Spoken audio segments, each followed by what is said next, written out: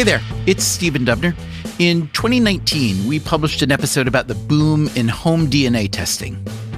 The key information came from an interview we did with Anne Wojcicki, the founder and CEO of 23andMe.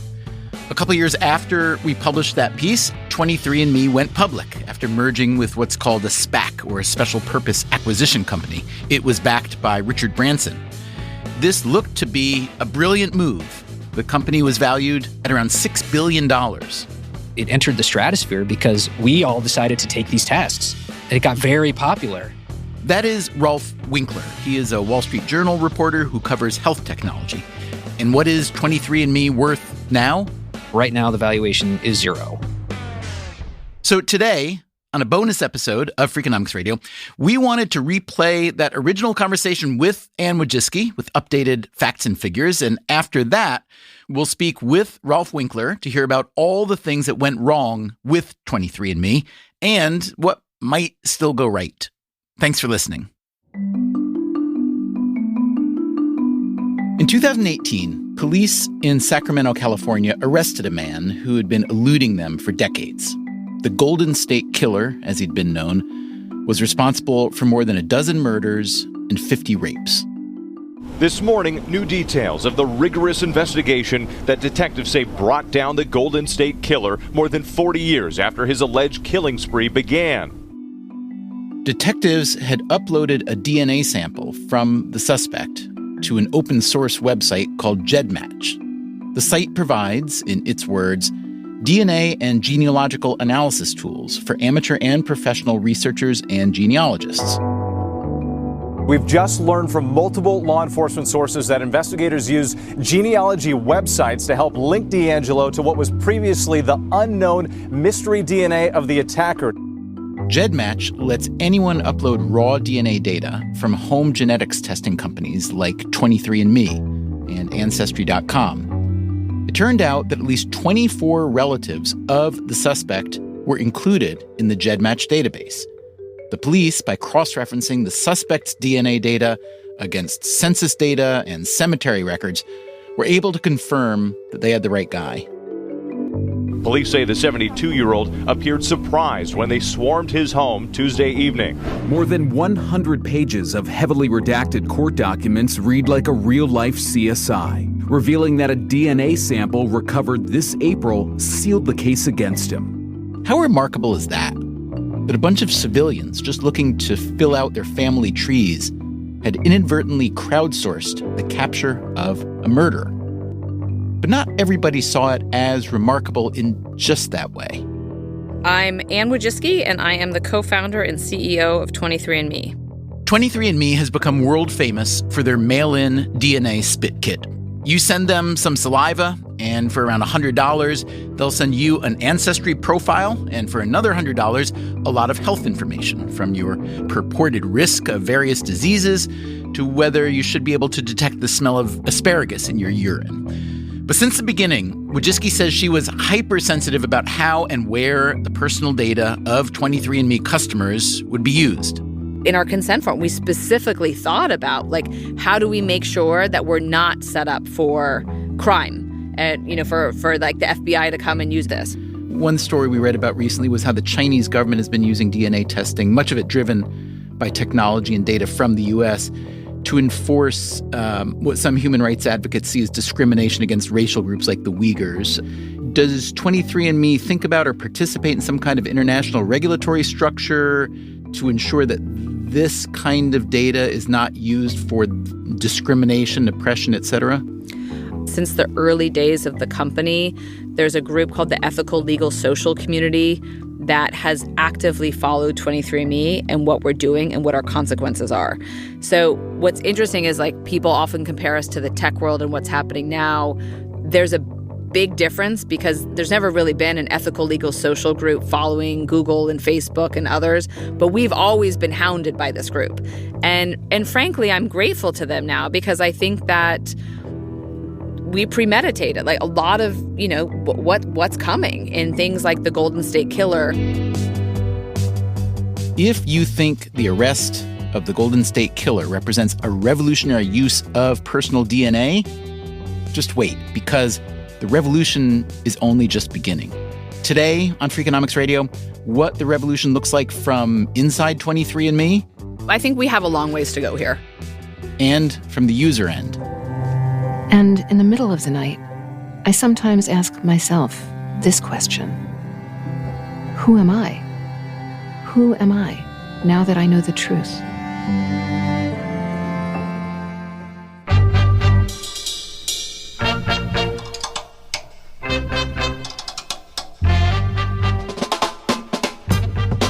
This is Freakonomics Radio, the podcast that explores the hidden side of everything, with your host, Stephen Dubner.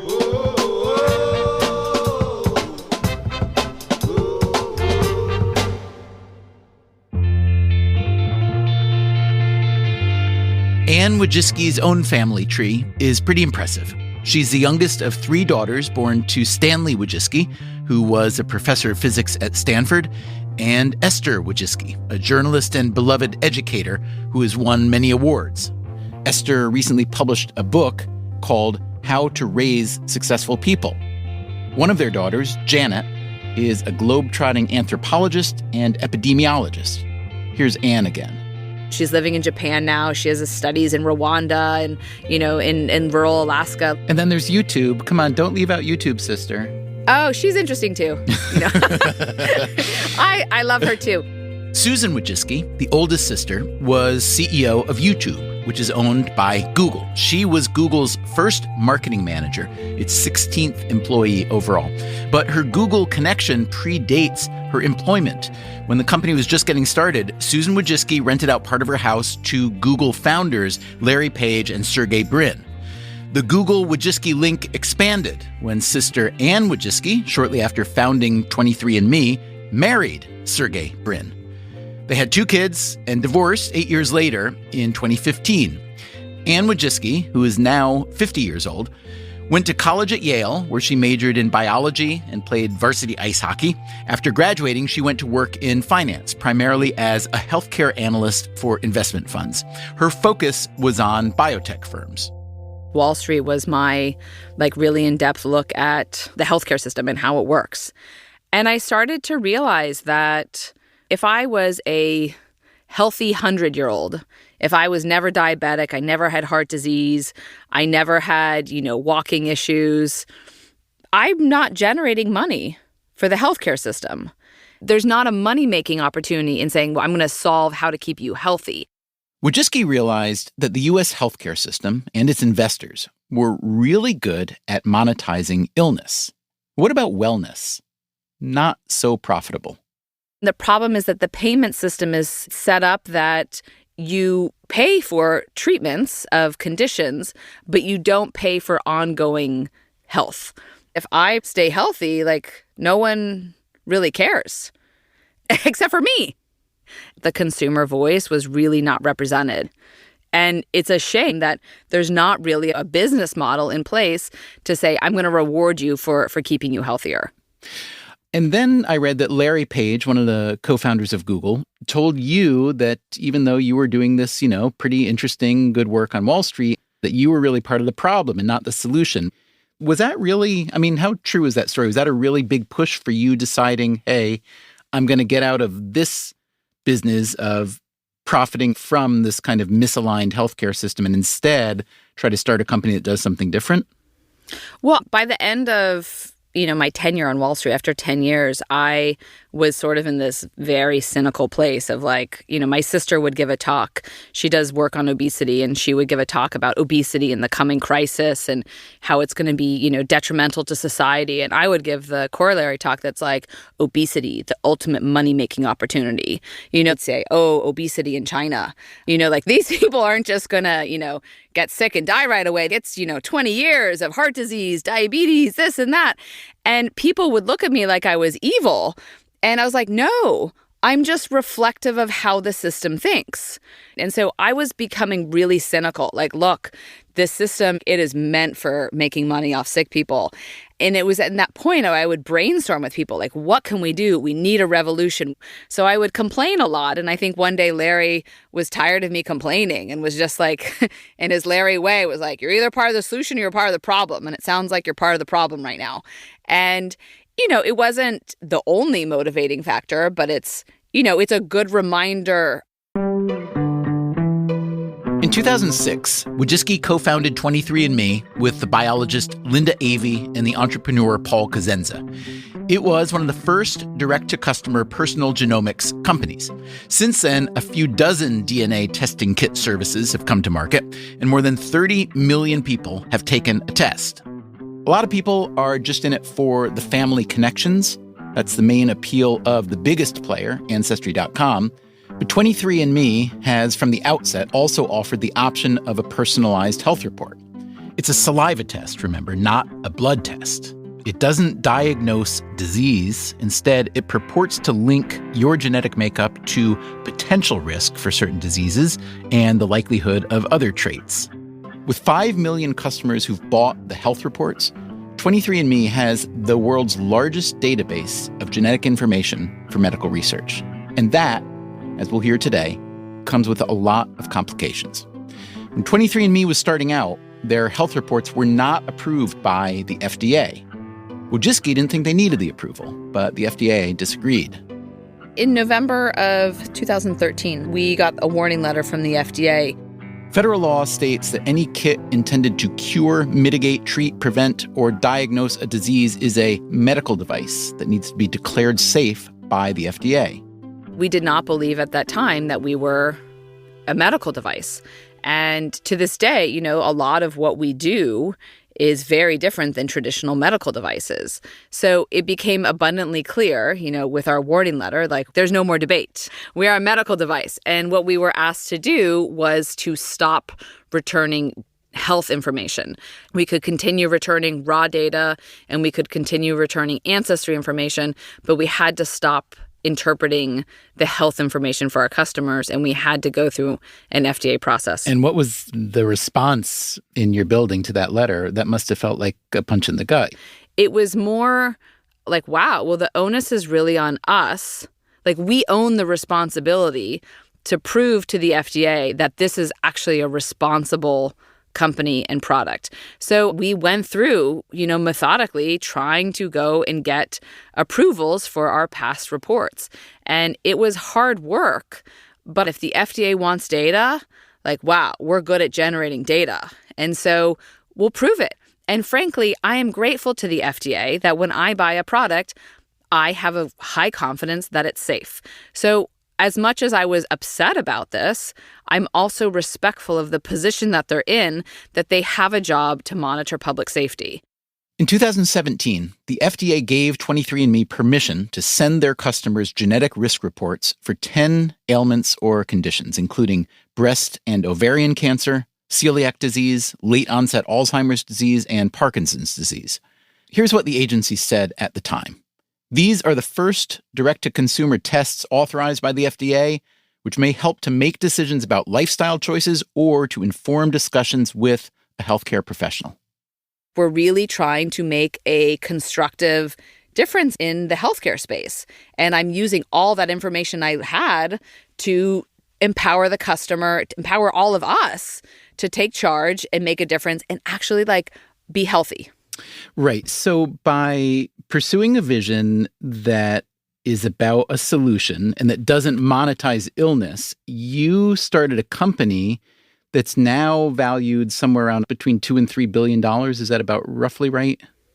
It's kind of the least of my worries. Valuations are always important, but to me, the ultimate financial success, when I can point to hey, 20 million people didn't die in their 40s because of me, then I'll feel yeah, that's worth bragging about. I mean, the irony, though, is that you have successfully monetized I don't know exactly what to call it, the curiosity about or the pursuit of wellness and or connection. I think I actually disagree. One thing that drives me crazy in healthcare is that there's always this assumption that you and I, the individuals, the lay people, the non-PhDs, the non-MDs, that we are incapable of taking care of ourselves. And I think people, when they're sick or they're given the opportunity, they actually want to step up. They just need that advice. They need the information. The majority of people who are thinking about getting pregnant don't necessarily get carrier status screening before the pregnancy. But if I walk into my doctor and I say, hey, I'm thinking of having children, and I'm a carrier for cystic fibrosis, and my partner's a carrier for this mutation, that's a helpful dialogue. So we potentially fill in clues that wouldn't have otherwise come up. And do you feel that physicians and medical providers are taking this information in the spirit that you intended? Well, I think we have a long ways to go here.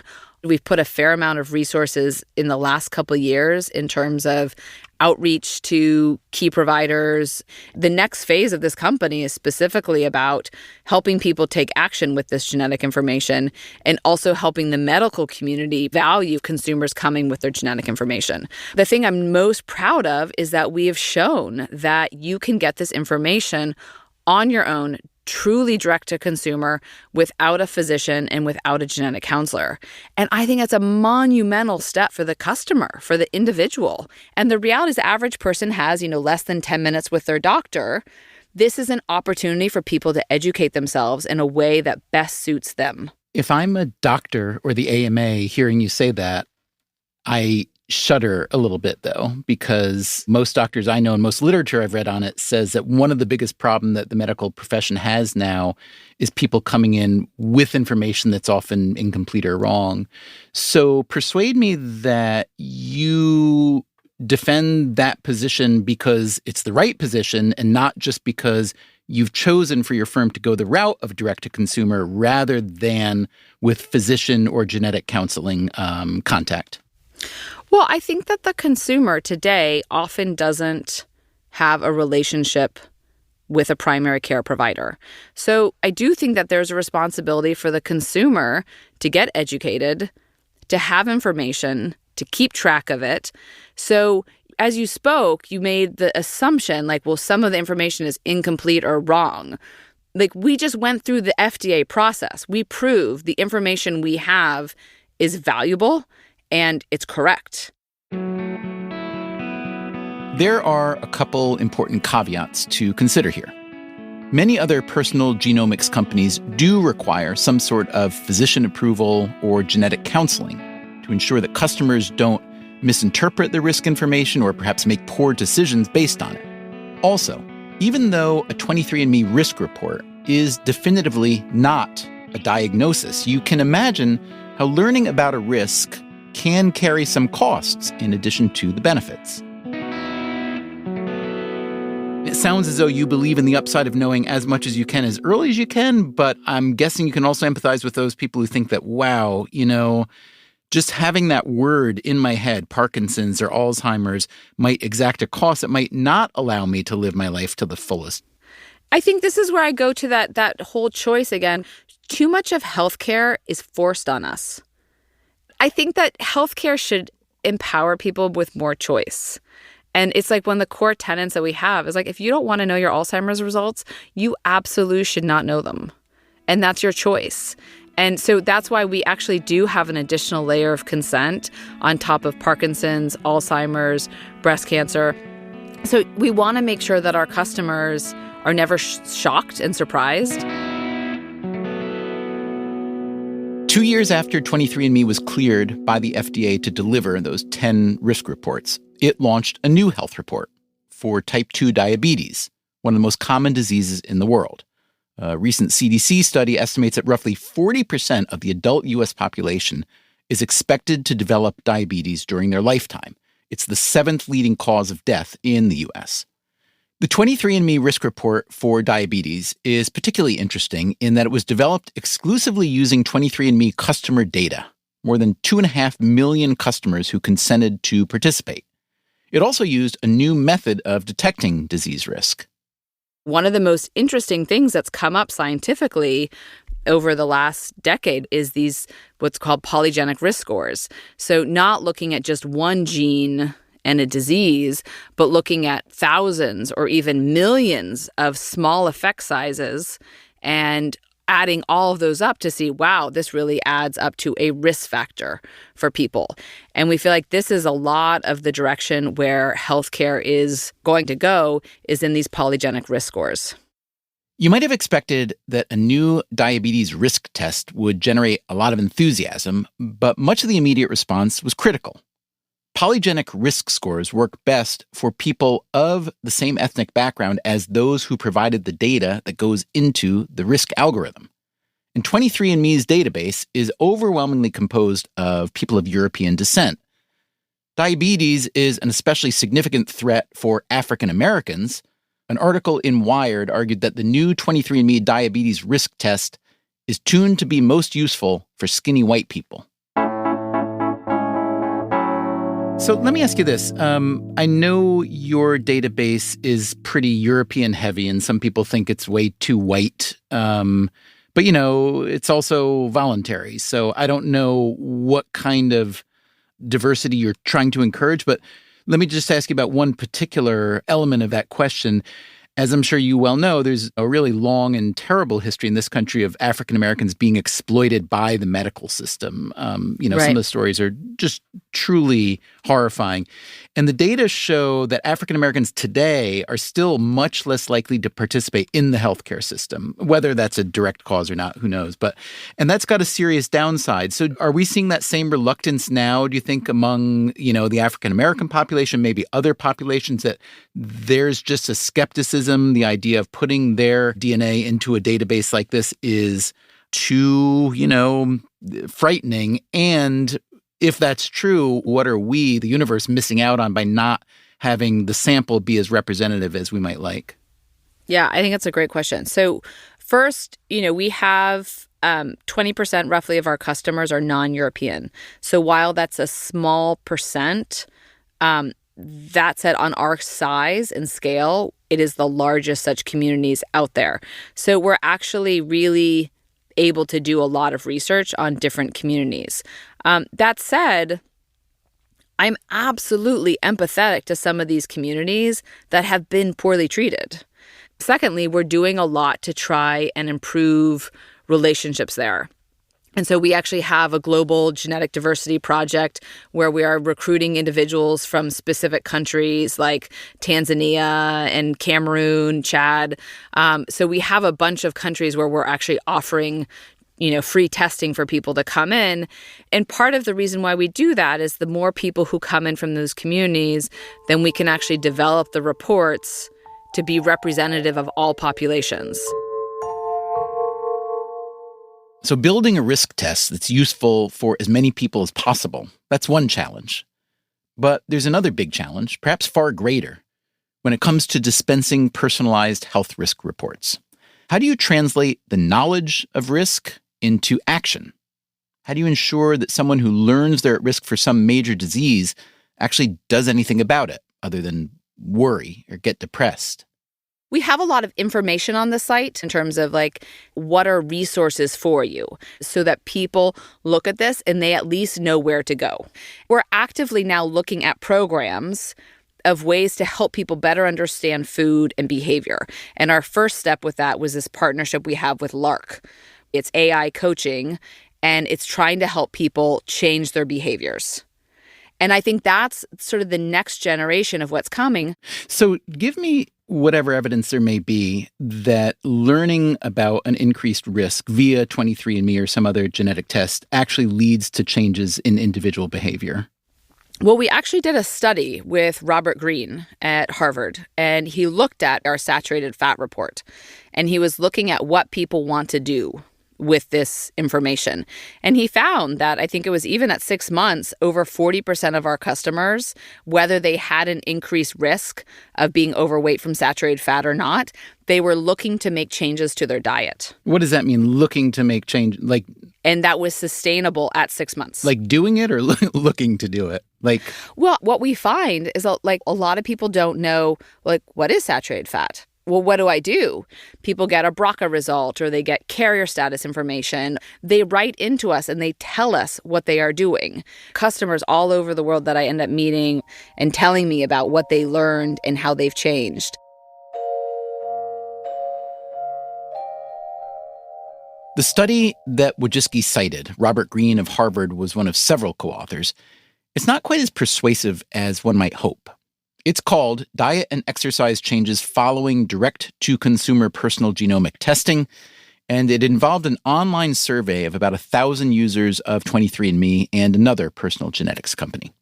First of all, keep in mind something we've said on the show many, many times. Self-reported data are not necessarily the most robust data. And I'm putting that kindly. This survey asked people about their diet and exercise habits just before they received their health risk reports, and again 6 months later. The study's authors write, although nearly a third of participants reported making diet and exercise changes that were directly motivated by their personal genomic testing results, there was no consistent evidence that specific genetic risk information received from personal genomic testing were associated with the specific diet and exercise variables that we measured.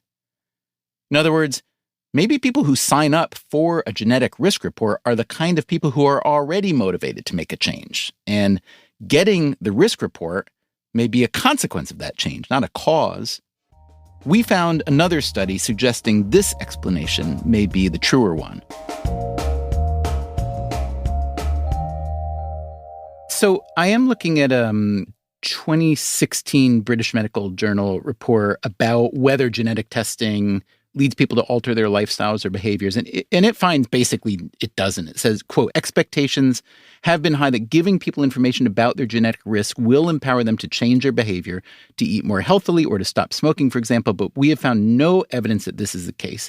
So we know behavior change is really hard. And I'm just curious, I guess, about holistically overall confidence that the information will actually be a net gain.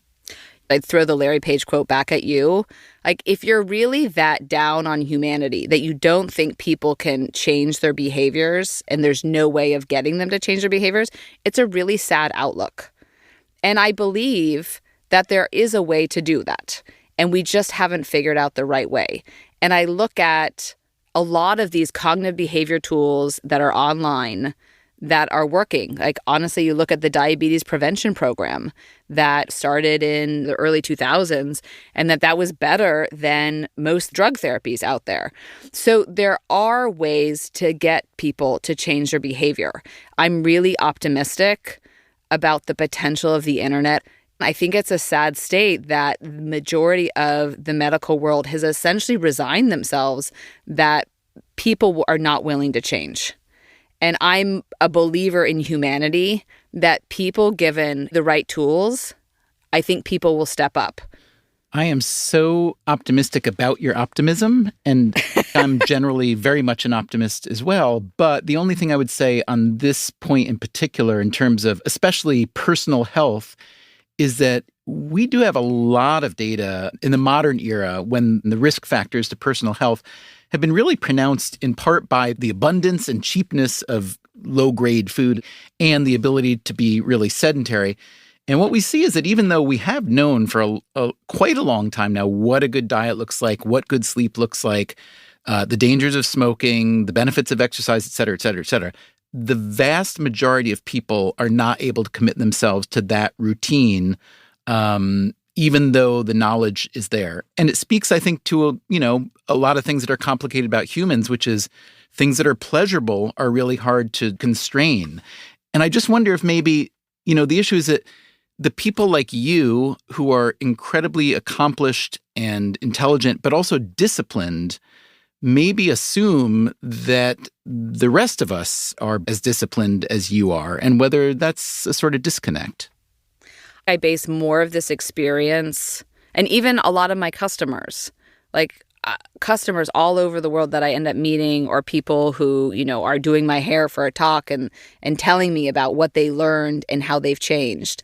I think the one thing to recognize, it's absolutely hard. It's much easier to say, here's a pill. You're high risk for type 2 diabetes or you're pre-diabetic. Here's metformin. Take a pill and be done. It's harder to change behavior. And that's 100%, but it doesn't mean it's impossible. And there's something about your DNA of getting something that's in black and white that's like, wow, we should potentially really take this seriously. Coming up after a quick break, the clock is always ticking. For somebody with a fatal illness, that can be maddening. I just gave you my data. Do something.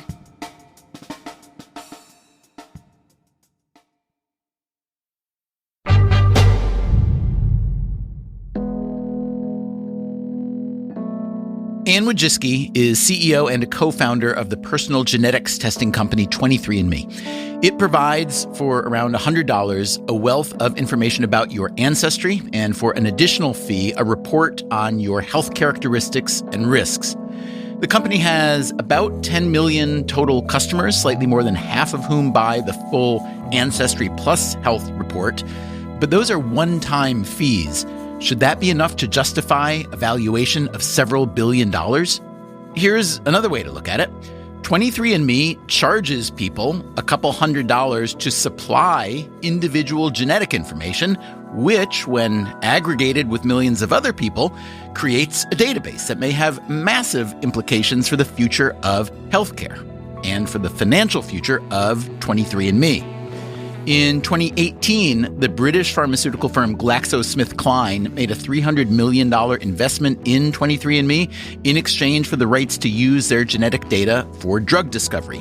In addition to GSK, 23andMe has partnered with or taken investments from Pfizer, Genentech, and Procter & Gamble, as well as several non-industry partners, including universities and institutes.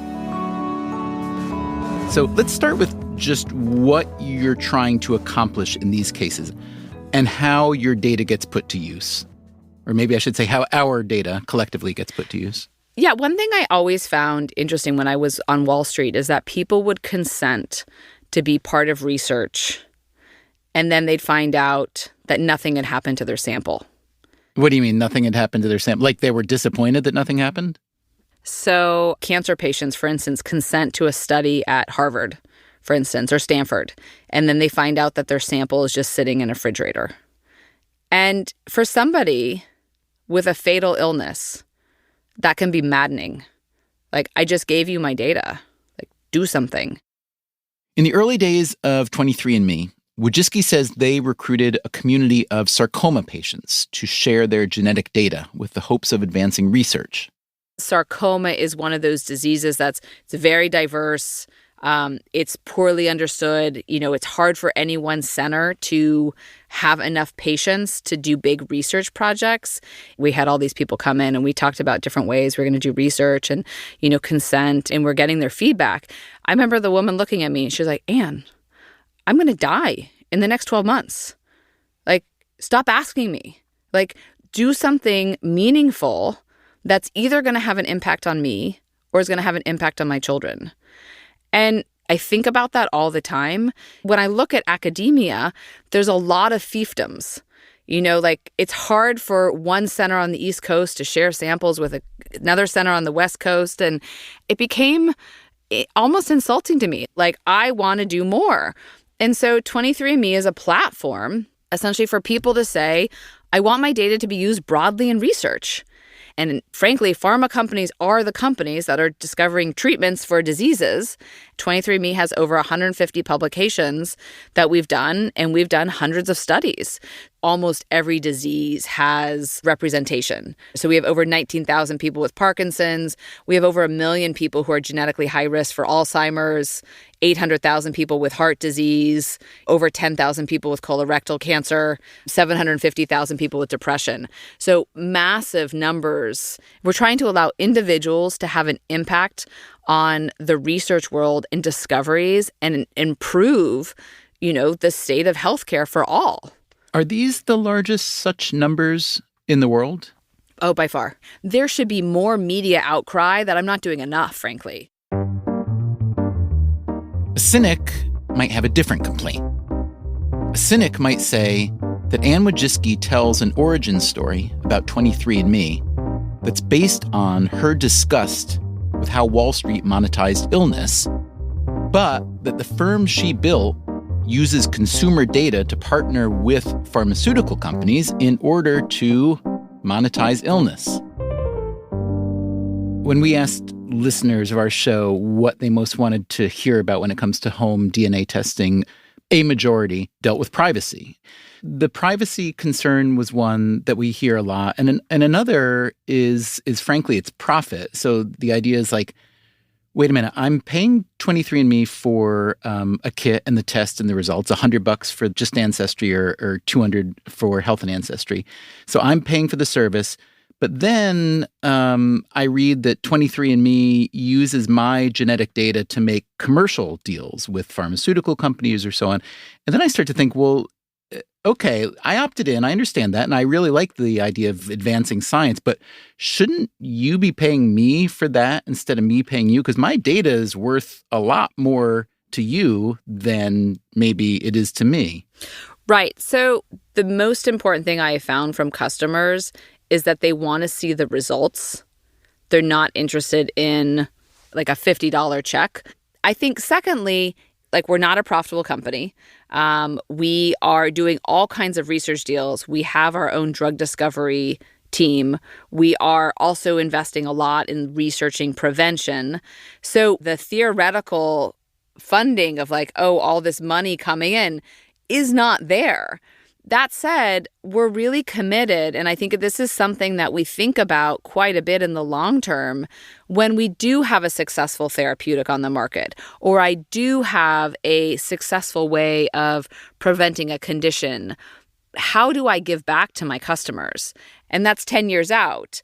So at this stage, the most important thing I can do is give people a sense of pride of what they have done. And say, here's the papers that you've been part of, here's the contribution that you've had. And I think that as we develop therapeutics, when that theoretical, cash flow can come, we'll have to think about what's that right way that our customers feel like they've benefited. Do you know what the first one or two therapeutics will be? I mean, the one thing I learned from biotech is that at this stage, you never know. We have 13, 14 compounds in research stage and in development. I'm hopeful that we will be in humans in the coming years. And it's diverse from, cancer to asthma, heart disease. And, we have this big partnership with GSK. And what was great there is that we needed a partner who could help us scale. If I know that I have a genetic discovery and I'm sitting on it, like my customers should be angry at me. I should do whatever I can to try to develop those sooner. And so that was the beauty. GSK really helps us scale. How does 23andMe protect a customer's privacy generally? I mean, privacy is key to the company.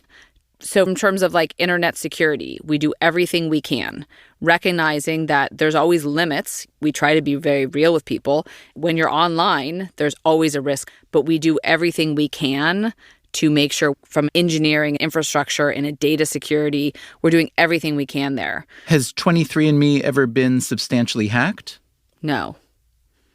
I'm really proud of the team. We had a lot of our core engineers from the early days came from banking. And, I love saying like, look, your DNA is beautiful, but would I rather see your DNA or your bank account? So there's a lot to learn from the banking industry. The thing that we've really tried to pioneer is sharing options. So for instance, right now in HIPAA, it's really super restrictive. And I would say it's harmful. A lot of the ways HIPAA functions, it prevents any kind of beneficial sharing. And what 23andMe has tried to pioneer is saying, I'm giving you options. The thing people don't understand about privacy is what privacy means is choice. Is that I want the choice of saying I'm opting in and I want the choice of opting out. Now, let's say I want to opt into all those things, but I'm also concerned that my data, non-aggregated, non-anonymized data, may somehow end up in the hands of one day a healthcare company or insurer or an employer, present or future, or a future partner or spouse. So we explicitly say we never share your individual level data without your explicit consent. So unless you have explicitly told us we can share your individual level data, we are never going to. When someone decides to take a home DNA test, whether for the health risk profile or just for ancestry purposes, there's one huge variable that is perhaps impossible to prepare for: how the information contained therein will affect you and the people you know, and perhaps people you don't know. Police say the 72-year-old appeared surprised when they swarmed his home Tuesday evening. A very public outcome, like the capture of the Golden State Killer, may be rare, at least for now. Much more common are the revelations that can reverberate within a given family. In 2010, when Anne Wojcicki was still married to Sergey Brin, one of the founders of Google, Brin took a 23andMe test and learned he had a genetic mutation associated with higher rates of Parkinson's disease. It's an interesting story because it was recommended to us that there was no reason to test because it was so unlikely that he would ever have it. And so right there, it's like kind of an example where the medical community was like, don't bother getting the information. There's no reason to get it. In what would you do if you did have it? So, the convenience of having a genetic testing company is like, well, don't mind me. We'll put that mutation on our chip. And so we were able to test for it. And I remember the moment sitting in the kitchen and being like, hold on a second. Like, I think your mom, like, she has 2 copies of this and you have 1 copy. And like the surprise of like, holy cow, like you guys have this. And the advantage of finding out young is that it gives a lot of time to think about what are the actions you're doing and how do you want to try and prevent and how do you want to live your life. Did everyone in your family do a 23andMe DNA test? Yeah. For a while, I felt bad. We'd have relatives visiting and we'd present them with a spit kit. We're like, no, it's not an entry criteria to dinner. We're just really interested in building the family tree in this way. It's super interesting. Now, I understand you learned at least one surprising thing in the familial DNA testing. Yeah, my mom called me one day and she's like, there's this guy on 23andMe and it looks like we're pretty closely related to him. And I joke because she has a brother who never had children, but lo and behold, it turns out that, he did have a child and was given up for adoption. And, this person was raised as an only child and then suddenly logs into 23andMe and lo and behold, there's a lot of us on 23andMe. And so, it's been really lovely. There's a lot of things I can see, similarities with my uncle, similarities with the family. And so you've developed a relationship, it sounds like, yeah? Oh, yeah, for sure. Oh, no, we see him quite a bit. To me, one of the most exciting things that 23andMe is doing is redefining family, identifying people who were part of the family that for one reason or another have, been disconnected. As a child of Jewish descent, lots of family left Russia and the Holocaust, and it's amazing to be able to reconnect people. I love it. I looked actually online the other day and I saw, wow, like I have a couple other relatively close cousins I need to connect with. I'm sure you've heard a lot of happy stories. I'm guessing you've heard weird stories too, and it seems that there's like a new literary genre being born right now, which is the memoir where someone discovers that their relatives aren't who they thought they were, and you are part of the mechanism that made that possible. And like you said, for you, it's got great connotations and great actualities. But it's also, there are all these family secrets that are being kind of exploded by science. And I'm just curious, A, how you feel about that, and B, I'm also curious whether that was an unintended consequence of what you've done or whether you kind of anticipated that would be happening. So I recognize you have a range of stories. Often, people are pretty excited about being united, and sometimes it's not easy on day one, but that it's a journey. And I think what's so interesting about the time period we're in right now is that all kinds of things that were not disclosed are suddenly being, unearthed. And so I think the most important thing we can do is make sure that our customers are aware of the potential. Is this, however, the end of, let's say, anonymous adoption as we know it, an anonymous egg and sperm donation? I think that, egg and sperm donors have to be aware that this is a technology that allows people to find each other. But a lot of people who've donated over the past, let's say, even 50 years who are now being discovered. I mean, you can imagine what a jarring moment that may be. Yeah, and I empathize with those people. Like, I can imagine the shock for some of them. The world is changing pretty rapidly. And I'm happy that one of the unintended consequences of 23andMe is connecting people. And my hope here is that people start to look as it kind of goes from the weird to the wonderful, people absorb and they can say, like, this is actually pretty common. I was just thinking how boring the world would have been if you had come along a few thousand years ago, because so many stories throughout history from the Bible and royal families, so many of them are about fertility secrets. Think of all the plays that couldn't have been written. So I'm glad you waited until the 21st century to do it. Well, now there'll be a new generation of fertility-related stories. There's something about your genetics which is potentially more powerful than looking in the mirror. There's a reveal that happens. Why do you think that is? It's so curious to me because I've read, do you know the book by Danny Shapiro, Inheritance, it's called? I haven't read it. She came from an Orthodox Jewish family, and she was always the blonde outlier. She was very, very, very, very proud of her family's Orthodox history and ancestry. And so for her, it was jarring because she had no idea that her father was not her biological father. Let me tell you what it's like to find out you were wrong, just plain wrong, about who you are and where you come from. And literally, she wrote almost something like you just said, like stronger than looking in the mirror.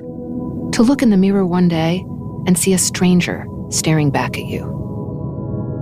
That's what happened to me. A family secret was kept from me for my entire life. And in the middle of the night, I sometimes ask myself this question. Who am I? Who am I now that I know the truth? I'm curious why you think that is, because I didn't frame it that way in my mind. I think that, who raises you and the environment you're in, that is so much more powerful or meaningful than the biological determination. And yet it seems a lot of people say what you're saying. And I'm just curious if you have any, I guess, philosophical-ish thoughts about why that pull is so strong and deep. Well, I think a couple things. There's something about your roots. You're connected to these people. There's a story. And for some people, that story is important. And for some people, it's just not. And I think that we are in a moment in society where a lot of people don't feel grounded. And there's something about looking at your DNA and finding a trace in the past and where it's been, and those roots and the connections, and understanding why are you the way you are today? Why do I have these preferences? Why do I look a certain way? Why does my pee smell like asparagus? It's everyone's top question. Are you kidding? No, I'm kidding. Yeah. I just say it's like people, I think, are looking for a question of like, why am I the way I am? And that's actually a beautiful question. There's spectacular human diversity on this planet, and we're all a little bit different. And you see mutations in certain areas have given rise to certain characteristics. And there's all kinds of reasons why those mutations have happened. Each mutation actually has a story, and those mutations connect you to other people and to the past. One of the favorite things my children and their cousins love doing is looking at what DNA do they have in common with each other. And it's fun to look at, like, okay, the I genes, like who has them in common, who got them from other grandparents. There's a different way of feeling like, oh, I'm connected to you. I have this bond. And I think that, like I said, people are looking for meaningful connections. Coming up after the break, how Anne Wojcicki's vision fell apart. I'm Stephen Dubner. This is Freakonomics Radio.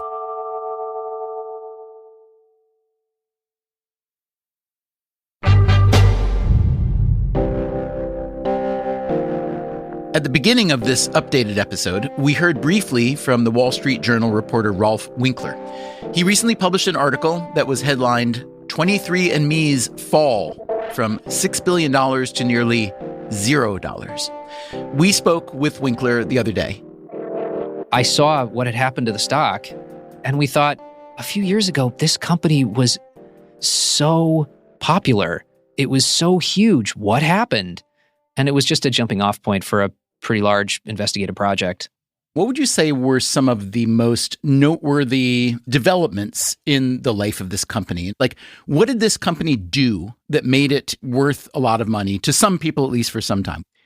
I think they had two things going for them early on. One thing was Anne Wojcicki was Silicon Valley royalty. The first check into this company was a loan from Sergey Brin, her then boyfriend. And they got support early on from Google Ventures, from Google, and she was a popular person in the Valley, and people wanted to see her succeed. That is something that would help any startup founder get a little bit of a leg up. But it wasn't just that. There was also an interesting thesis here, which is data. Early on, they thought about, well, if we're doing all these consumer tests and we're collecting this database, this could be really valuable. So what happened? I mean, it's not an overwhelmingly complicated story, is it? You know, it isn't. And there's something interesting from your first interview with her, Stephen, where you said, you know what, Anne, you've successfully monetized wellness. And you guys talked about that a little bit. And the problem was she never had. She made some revenue from it, but she never was able to get in the black. She never made any profit from it.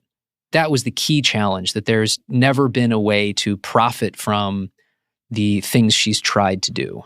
Maybe I'm just idiotic here, but a one-time use product, even if it costs $99, which is more than a Coca-Cola, but I can drink a lot more than 99 Coca-Colas in my lifetime, and they're losing money on that $99, I wouldn't think that would be a great model for a consumer good, because how many people need to take it more than once? Well, certainly not. And that was the key challenge that we talked about in our story, is you'd only need to take this test once, and you aren't actually likely to get any life-altering health results. Most people won't get that. It's a fun one-time thing. Yeah, sure. It turns out I'm 20% Ashkenazi Jewish. Had no idea. I've got some Irish. That's kind of fun. Or my P spells like asparagus and yours doesn't. Sure, that's fun. These are kind of cool things that made this a great stocking stuffer. But you did it one time. That's the stocking stuffer in 2017. And, we got to move on to the next toy the following year. If the business model from the consumer end is flawed in that it's just, once and done and you can't get any more money from the consumers, what other kind of revenue streams did they think about in that realm? Well, if you think back a few years ago to when all of the streaming channels were popping up, remember there's Plus Everything, Disney Plus, ESPN Plus, they thought, okay, what if we did a subscription? People are only paying us once for this, but what if we could figure out a product we could sell to them so they would want to pay us yearly? We'll basically sell you access to new information as it comes out, because there could be new discoveries related to genetics that relate to your genome. And so we'll be able to give you new health reports. And maybe we can track your lifestyle and give you some health recommendations. They thought, we're going to basically sell you the test, but then bill you another $70 a year in perpetuity. And then we'll have maybe something closer to a money-making model. But I don't know, as I described that to you, did it sound like a compelling consumer product? It sounded compelling if it came along with Netflix and Hulu, perhaps. Maybe. So that's the challenge. And when they did their mode of going public, they made a big promise that by around this time, they'd have north of 1 million people subscribing to this product. That was another thing you could do with SPACs that was important. You could make projections, and you could project all these amazing things are going to happen in the out years. We're going to make all this money, and this was one of their big projections. We're going to make all this money from these subscriptions we're going to sell. That was one of the most revealing parts of my interviews with her for my story. I said to her, what about the subscription product? You fell really far short of the projections you made. And she said, we didn't make any projections. I said, you did. And I pulled out of my bag the presentation that showed the projections they're making. And she studies it for a minute and she just says, there's nothing else to say other than that we were wrong. Was she not aware of that component of the SPAC offering? Maybe she'd forgotten it in the moment, but I mean, that was the basis of her consumer business getting to profitability. It solved a problem for them and their business, but it didn't solve a problem for consumers. So the idea then of using this ever-growing database to fuel drug discovery or to license that data to firms that do drug discovery sounded really logical, still sounds logical to me. What happened there? Was the business model not good? Was the execution not good? Were there other issues having to do with, consumers or competitors or regulators? Why did that not happen? I think there's a bunch of reasons. One of them is time. Drug development takes a long time. You have to discover the drug candidate, right? This is this molecule, for instance, that we think is going to treat this disease. You discover it. You have to spend years developing it in order to then get to clinical trials. And then clinical trials are a crapshoot. And then that takes even more years. And so it takes time. And they're working on it. They've got stuff in clinical trials now. They've got 2. I'm rooting for them. Wouldn't it be great if those drugs work? I mean, yes, they treat cancer. So what's the state of play of 23andMe right now? Give me a sense of, first of all, what the firm is worth and what degree of leverage Anne Wojcicki herself has as, I guess, a primary shareholder. And I'm curious to know what options that leaves available to this company. It gives her lots of leverage. I think the state of play is, first off, right now the valuation is 0. I should say the enterprise value. So the value of the equity is about equal to the value of the cash in the bank. So if you were able to magically buy all the stock and shut down the company and take the cash out of the bank, you wouldn't have actually lost any money, is the way to think about that. So it's effectively worth $0.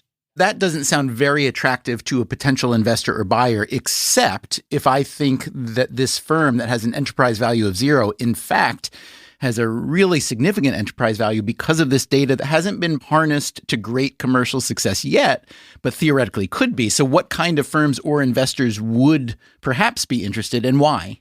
Great question. Correct. If you thought that some of these drugs were going to work out in the long run, it's a great buy. But I think investors broadly are throwing a lot of biotech stocks out because they don't want to take risk with 6% interest rates out there. That puts Anne in an interesting position because Anne Wojcicki, after her breakup with her former husband, has quite a bit of capital of her own. We should say that breakup was many years ago, correct? Many years ago. And by the way, one thing you learn in the course of reporting on this company, that breakup was happening and her then husband is being unfaithful with a junior employee at almost the exact same time as when the FDA warning letter came out. She was dealing with that, and then the FDA shut down her company, effectively. And yet, she was able to deal with both. She's incredibly determined and is able to overcome a lot of obstacles. So given that, the current obstacle sounds perhaps overcomable, yes? So here's what happened. The stock falls so low, the valuation is below 0. She's got some capital. She also owns a big chunk of the company and through super voting shares controls 49.99% of the votes, which means she's in pole position. If she wanted to sell the company, she could do that. And she does want to sell the company to herself. In order to do what next? You see that stock out there at this tiny price, and it's distracting. It's bad for employees. It's just dispiriting. I think she'd like to just take it out of the public market, take it private, so they can just keep concentrating on the various missions that she has set out for it. When we spoke with Anne Wojcicki in 2019, she said that privacy was, quote, key to the company, and she stressed that they'd never been hacked. But then 23andMe was hacked in 2023. How serious was that hack, and how damaging was it to the firm? I think pretty damaging from a consumer branding perspective. You just made the point, Stephen. We haven't been hacked. Your data's safe with us.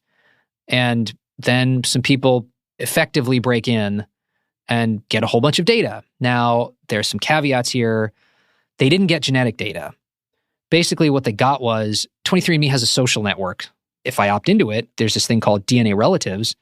I can find third and fourth and fifth cousins of mine and connect with them. And get 48 emails a day telling you have a new sixth cousin living only 18 states away. Something like that. So basically, the hackers got names of people and the fact that they were Ashkenazi Jewish from that side of the database without actually getting their genetic library. But it was a particular kind of hack that had, you could imagine, dark undertones to it. Oh, and this happened 2 days before the October 7th attack in Israel. Not 2 days before, but right before. It's just a black eye that right ahead of the holiday season makes things difficult for a company that relies on the holiday season for its product. Do we know anything about the hackers and what was done with that data? I don't. The thing to worry about typically is banking information. Like somebody breaks into your financial accounts, identity theft. You know, if somebody finds out I'm Ashkenazi Jewish, I am Ashkenazi Jewish on my dad's side. I don't know. What are you going to do with that? You're going to say you like your haroset with apples and not with prunes, maybe. That's probably not that valuable. Chag Pesach Sameach, Stephen. You too. I appreciate it. So if you had to predict, which I realize is a fool's game to try to predict the future, but if I forced you to, what would you say 23andMe or the remnants thereof would look like in 2 or 3 years? I think they would look something similar to what they do now, except under private ownership. The story of this company is a person and a team that really do want to change the world for the better. And unlike a lot of Silicon Valley, which is a lot of hype and no substance, they just want to make their buck and get out, that's not this company. They really do want to change and make healthcare better. I really do believe her that she's really sincere about that. It's just very hard. Thanks to Rolf Winkler from the Wall Street Journal for giving us some more of the 23andMe backstory and for sharing his take on Wojcicki herself. He seems to have more faith or belief than most people might have after having just investigated a business failure like this. What do you think of Wojcicki and of 23andMe and the company's future? Let us know. Our email is radio@freakonomics.com. Thanks for listening to this bonus episode of Freakonomics Radio. We will be back very soon with another new episode. Until then, take care of yourself, and if you can, someone else too. Freakonomics Radio is produced by Stitcher and Renbud Radio. You can find our entire archive on any podcast app, also at Freakonomics.com, where we publish transcripts and show notes. This episode was produced by Alina Kuhlman and Rebecca Lee Douglas. Our staff also includes Augusta Chapman, Eleanor Osborne, Elsa Hernandez, Gabriel Roth, Greg Rippin, Jasmine Klinger, Jeremy Johnston, Julie Canfer, Lyric Bowditch, Morgan Levy, Neil Carruth, Sarah Lilly, and Zach Lipinski.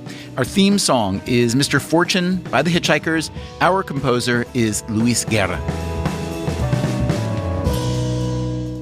My DNA is somewhere, and I guess I could lose sleep over it, but I don't know. I got a 3 and a 5-year-old at home. I'm losing sleep over other things. The Freakonomics Radio Network, the hidden side of everything. Stitcher.